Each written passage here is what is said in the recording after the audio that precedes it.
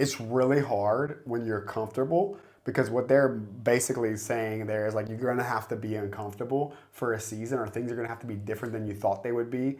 And most of the time it's just a perception in our mind of like what we thought we should be or this is the biggest thing is like I should be further along than I am right now. And we all have these timelines and these timetables that we've placed in our lives of like the things we should achieve or the things we should have or how mature we should be or how many dollars in our bank account that like they're just arbitrary. They mean nothing. No one else knows about those things that you have. No one else cares. No one else is judging you based off those things. You're set your own milestones and you're judging yourself based on those milestones you set for yourself. And you put this undue pressure on yourself to perform at a certain level. And when you don't, is when it's really hard to delay gratification. Okay, so when you don't when you have all those parameters set and you're measuring yourself based on what you thought it should be like or what you think the result should be or where you thought you should be in your life, then you have this extra pressure. And how do we relieve that pressure and stress? We just YOLO. We're like, well, I'm not hitting my goals anyway, so I'm just gonna make this poor decision, right? I'm not doing I didn't diet, right? Let's talk about fitness. Like, well, I didn't follow my meal plan 100% this week, so because I ate out on Friday night, so I'm just gonna binge eat from Saturday, Sunday until Monday morning. I'm gonna start again. 2 pies, right? Ice cream. Because we had this expectation that we were gonna be perfect and we weren't. So then we throw the baby out with the bathwater. That's what people do a lot of times. I see, and that's why they feel like, man, this is so hard to delay the gratification because the measuring stick they're using is unrealistic. Versus if they focus on the small wins that they're having in the day, it's easier to say, I'm not gonna buy this thing. I'm gonna do the thing that supports my long-term goal and not what feels good right now because I have this other win. We can't go with all losses. We can't go with all restriction. Like you can't remove something out of your life that's either giving you an emotional high, dopamine hit, gratification. Like you can't just remove something that is not getting you to your long-term goals without replacing it with something else. And for me, like you have to replace that with gratitude or what is happening positive right now. So for example, if you're like, man, I'm not getting any leads. Like I'm calling all these leads. I'm getting all these leads. I'm not doing any deals. I can't get a deal to fall. They're like, what's the secret? And like most people will give up in that moment and they'll watch Netflix or whatever instead of doing what they know they're supposed to do, scroll on their phone on Facebook. And they're like, man, I just can't get past. I need more motivation. When the reality is they need to focus on what I have found works for me is if I focus on what did I get instead of what am I giving away. Right? Like food example, I don't have to give up fast food. I get to eat food that fuels my body properly, right? I didn't not get a deal today.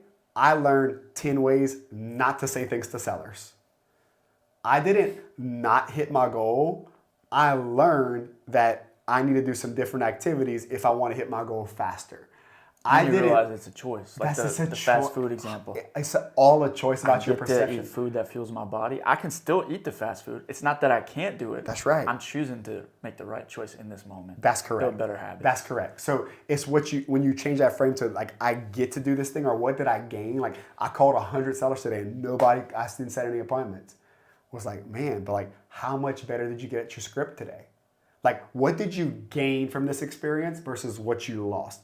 And this is something that, the BOLD program at Keller Williams teaches is that there's twice as many negative words in the English dictionary as there are positive words. Mm. So we're naturally wired in our environment to go towards negativity. So focusing on the wins and the positive is a habit that most people do that will allow you to delay gratification. Because again, you can't have loss and negative all the time.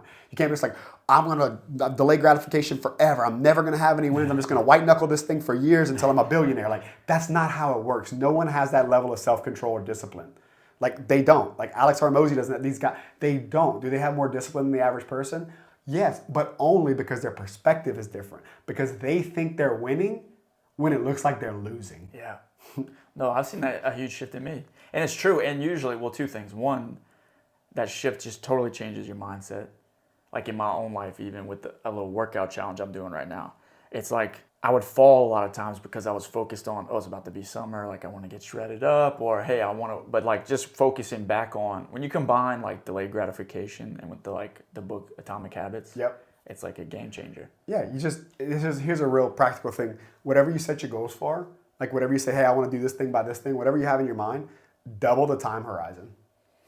Double the time horizon, but still act like you're going to do it in half the time. But double the time horizon for when you expect to accomplish it.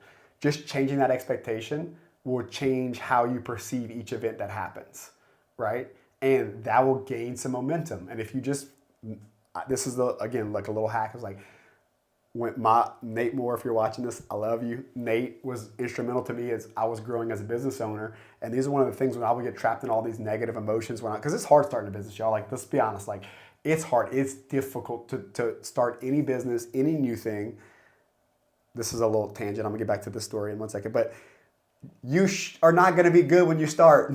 Okay, if you start something new, why would you have the expectation that you're going to be mostly anything? Anything. Why would you have the expectation that you're going to be as good as somebody that's been doing it for any period of time?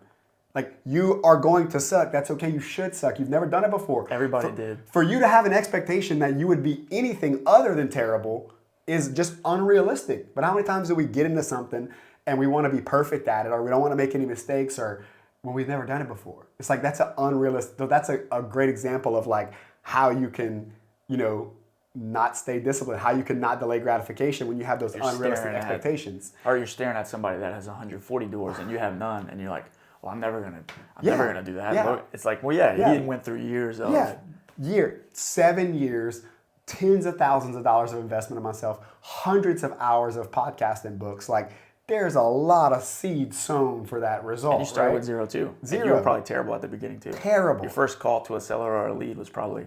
I was scared out of my mind, right? So now I'll call anybody, anytime, right? But anyways, what Nate taught me was in the morning, wake up and write 3 things you're grateful for. And like, that's a way to start your day off on the right foot of like, what's the 3 things I'm grateful for, and what was a win that I had yesterday? So now it's making you think about when you thought yesterday was a disaster, you have to write down what a win was, right? So then that gets you in that mind frame of, these are the things that I'm grateful for. Wow, this is awesome. And I did have a win yesterday, and this is what it was. And then if you do that, it's the small actions, right? You do that every single day over the course of time, you now automatically think that way. You automatically think about your wins and not your losses, right? Because we spend way too much time on our losses and not enough on our wins. But that's like a really practical way. If you're looking for something practical and you're watching this, like, just write it down every morning. 3 wins. 3 things you're grateful for, 1 win from the day before.